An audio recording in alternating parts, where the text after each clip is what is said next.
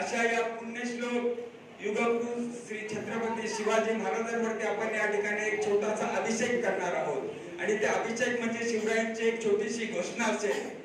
ज्या मायभूमीच्या कणाकणातून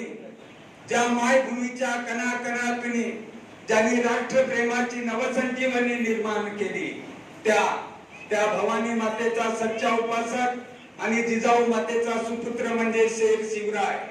इतिहासाची पानं ज्यांना भगव्या ध्वजाच्या केसरी या रंगाने रंगवली त्या छत्रपती शिवरायांची स्मृती जागून जागे व्हा तरुणांनो, जागे व्हा आणि साथ घाला आपल्या राष्ट्रप्रेमाला. बोला छत्रपती शिवाजी महाराज की जय. जय भवानी, जय शिवाजी, जय भवानी, जय शिवाजी. धन्यवाद. जगाच्या कल्याणा संतांच्या विभूती देह कष्टविधी परोपकारे आणि जिजाऊने आपला देह परोपकारासाठी झिजवला आहे. त्या जिजाऊंना प्रथमतः वंदन करतोय. 17व्या शतकाचा प्रारंभ 5 सुलतानी सत्ता या महाराष्ट्राच्या उरावरती नाचत होत्या. आदिलशाही, निजामशाही, मोगलशाही, कुतुबशाही, पोर्तुगालशाही, डच आणि फ्रेंच असे आरमार.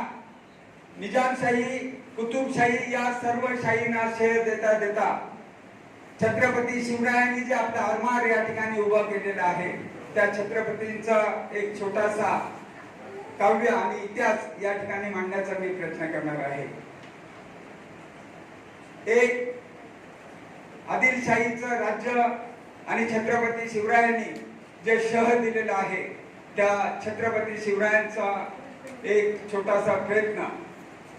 17व्या शतकाचा प्रारंभ 5 सुलतानी सत्ता या महाराष्ट्राच्या उरावरती नाचत होत्या. सुलतानी सत्तेचा अर्थ आणि अनर्थ एवढाच होता.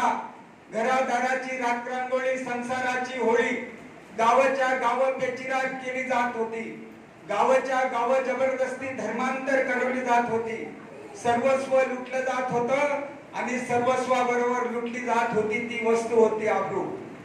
हे पारतंत्र्य कोणालाही आवडत नव्हतं मंडळी, परंतु स्वातंत्र्याची जाणीव सर्वांनाच होती असंही नाही.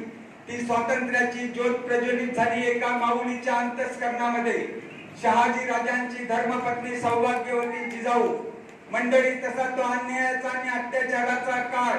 या अन्यायाच्या आणि अत्याचाराच्या काळात